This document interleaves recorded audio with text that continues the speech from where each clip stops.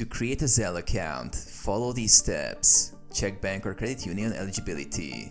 Zelle is integrated with many banks and credit unions. Check if your financial institution supports Zelle by visiting their website or Zelle's partner list.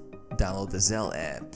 If your bank doesn't offer Zelle integration, download the Zelle app from the Apple App Store or Google Play Store. Enroll through your bank's mobile app or website. Log into your bank's mobile app or online banking platform.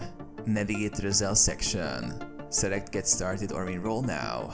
Provide contact information. Enter your email address or US mobile phone number. Zelle uses this to identify you for transactions. Link your bank account. Choose the bank account you want to use for Zelle transfers. If using the Zelle app, provide your bank account details. Verify your account. Complete the verification process, which may involve confirming a code sent via email or text. Start using Zelle. Once enrolled, you can send and receive money instantly using your linked email or mobile number.